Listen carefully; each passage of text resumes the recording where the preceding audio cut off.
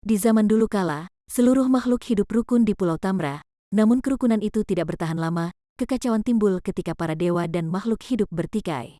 Darah 46 anak dijadikan segel, sebagai hasilnya kekacauan pun mereda. Untuk mencegah para monster keluar dari gerbang neraka, para dewa menjadikan 46 anaknya sebuah dol harebang dan menutup gerbang. Begitulah kisah bagaimana dol haerubang muncul di Pulau Jeju.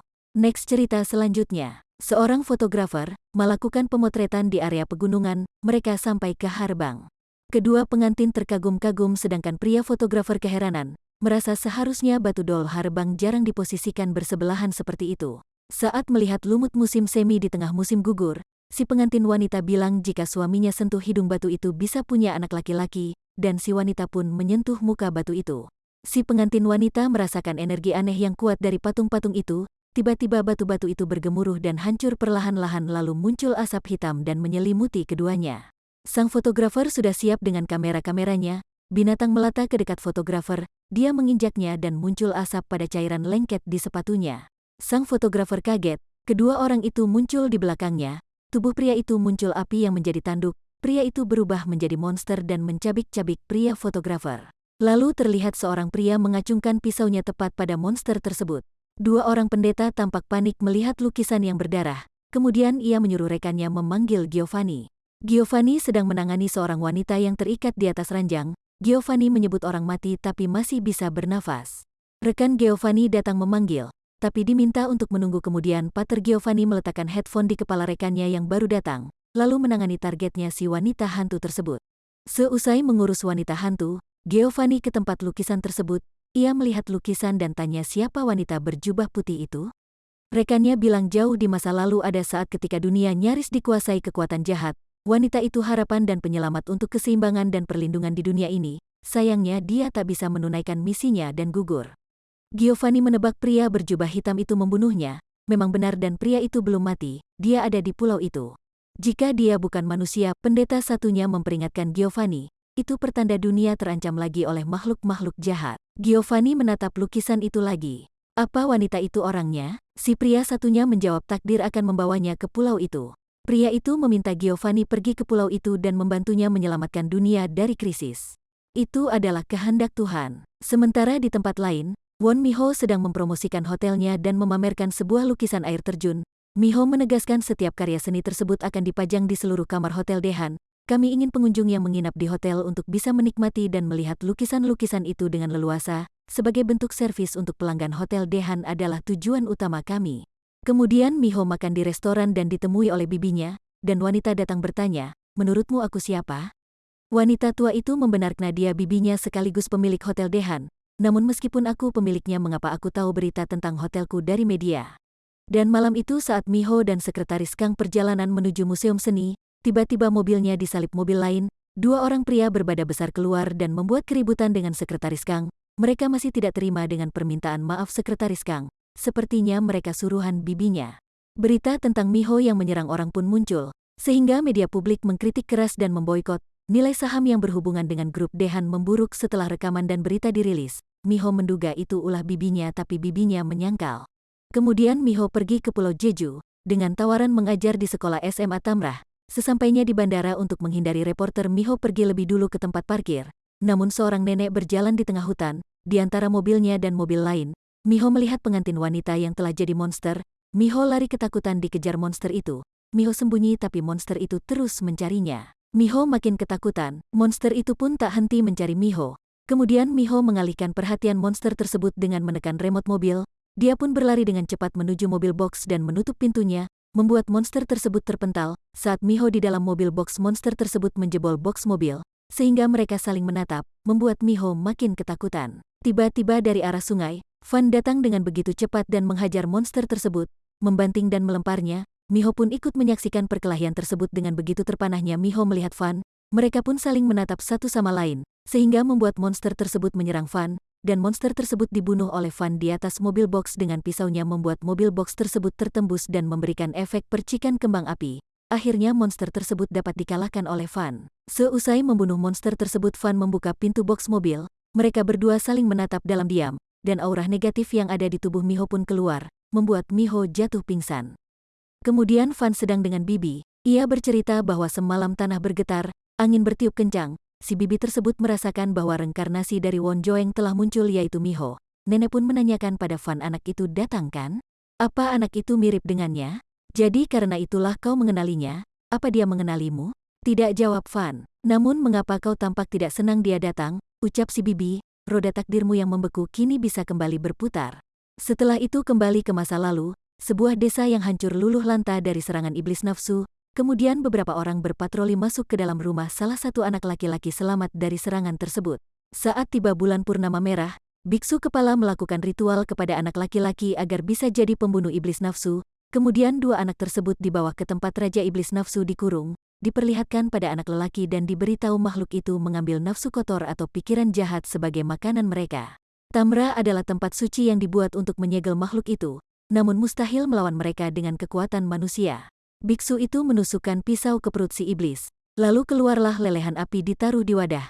Kemudian pisau yang terlihat panas itu digoreskan ke punggung seorang anak, dan lelehan tersebut dimasukkan. Dua orang anak yang selamat dari ritual tersebut dibawa ke halaman kuil dan ditunjuk sebagai pembantai iblis. Yang baju putih diberi nama Fan, artinya dia yang memiliki daging batu. Satunya diberi nama Gungtan, artinya dia yang telah menelan anak panah. Darah dari iblis nafsu telah mengaliri tubuh mereka. Kedua anak tersebut dilatih dengan keras oleh para biksu. Tiba saatnya hari pertama Miho ke sekolah tempat bekerjanya. Ia bertemu kepala sekolah dan memperkenalkan namanya ke rekan-rekan lainnya. Kemudian Miho bertemu teman lamanya.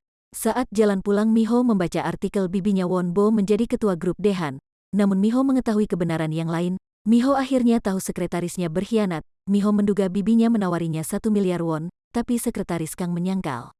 Miho kemudian menunjukkan foto sekretaris Kang dan bibinya. Lalu ia menjelaskan bahwa sekretaris Kang adalah orang kepercayaannya melebihi dari keluarganya. Secara tiba-tiba sekretaris Kang dirasuki oleh iblis nafsu, lalu ingin membunuh Miho. Miho lari ketakutan dan masuk ke dalam hutan. Saat iblis nafsu mencekik Miho, seketika Fan memotong tangan si iblis. Fan membuat perisai. Iblis akan menusuk Miho. Fan menghalanginya, lalu membelah-belah iblis itu dengan pisau belatinya.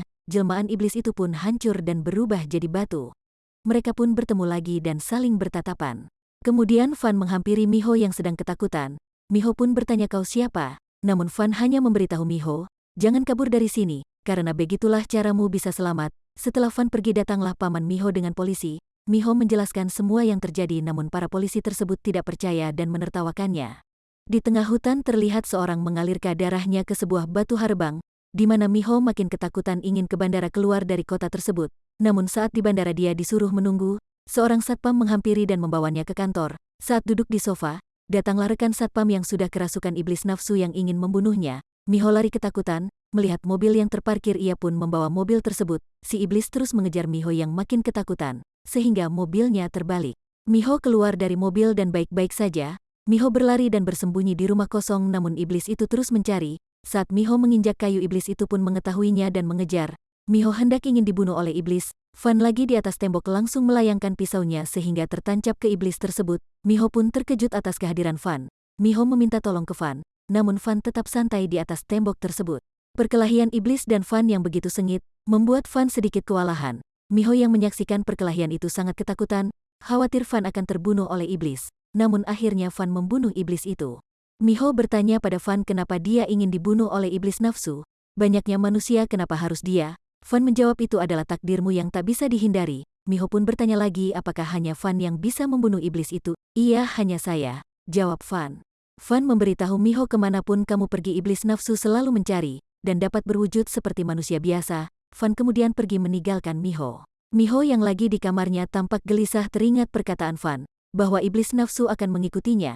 Saat ingin tidur Miho ketakutan sambil menutup selimutnya, dia pun mendengar seperti ada yang masuk. Seketika dia memeriksa keluar, tiba-tiba Fan masuk dan membuat Miho kaget ketakutan. Miho bertanya, bagaimana bisa kamu kemari? Fan mengatakan, ada iblis nafsu yang pernah kulihat dengan mata penuh curiga sepertimu. Lalu apa yang terjadi?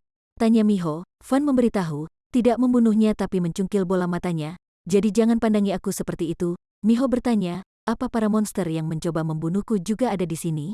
Fan meletakkan benda di atas meja setelah iblis dibunuhnya. Miho panik, apa mereka ada di sini juga? Miho pun ingin tahu jumlah dari iblis nafsu. Kemudian Fan menjelaskan mereka ada di mana-mana dan bisa muncul dari mana saja. Mereka bukan makhluk yang bisa dihitung jumlahnya. Miho pun panik, aku harus bagaimana? Apa yang harus kulakukan sekarang? Fan nyuruh sembunyilah seperti sekarang, untuk selamanya? Tanya Miho. Miho pun menawarkan pekerjaan kepada Fan. Miho ingin Fan jadi pengawal pribadinya. Tolong lindungi aku, bukankah kau datang untuk melindungiku? Fan menyangkal, lalu kenapa kau kemari? Apa kau mengikutiku karena jatuh cinta pada pandangan pertama? Sudahlah, lupakan itu. Aku tahu itu bukan alasannya dan kau tak menaruh perasaan apapun. Tidak perlu berpikir terlalu panjang. Lindungi aku sebagai pengawal. Apa kau sudah gila? Ejek Fan. Memang kau kira seberapa penting dirimu? Bagaimana bisa kau seenaknya menilai orang lain? Miho pun bertanya, baik kalau begitu, kau mau dibayar berapa? Setidaknya kita harus membuat kontrak kan? Perjanjian terucap punya kekuatan hukum, tapi perjanjian tertulis jelas akan lebih kuat. Miho menyuruh Fan pindah ke tempatnya untuk mengawasinya setiap hari. Miho minta Fan menulis gaji yang diinginkannya. Fan marah, bisa kita berhenti bergurau? Aku tak mau berjanji. Ia pun mau pergi tapi Miho menghentikannya. Kau mau membuang kesempatan ini begitu saja, ucap Miho. Fan tak peduli mau pergi lagi. Miho memegang lengannya, mencegahnya dan minta maaf. Ia minta Fan untuk menjaganya. Miho meyakinkan bukan tipe wanita yang suka meminta pria menginap. Ia hanya benar-benar ketakutan. Kau gelap dan menakutkan, namun iblis nafsu lebih menakutkan lagi. Miho pun tertidur. Esoknya Miho kesenangan menemukan kontraknya ditandatangani Fan. Dia pikir Fan suka uang, tapi Fan tidak menulis jumlah gajinya. Fan yang lagi sendiri, dia teringat kembali janji Wonjong yang akan kembali untuk menyelamatkannya. Ia bertanya sendiri, mengapa kau membuat janji seperti itu kepadaku? Apa itu cuma hayalan? Haruskah aku membencimu karena melupakanku? Atau apa aku seharusnya bersyukur? Next di cerita selanjutnya.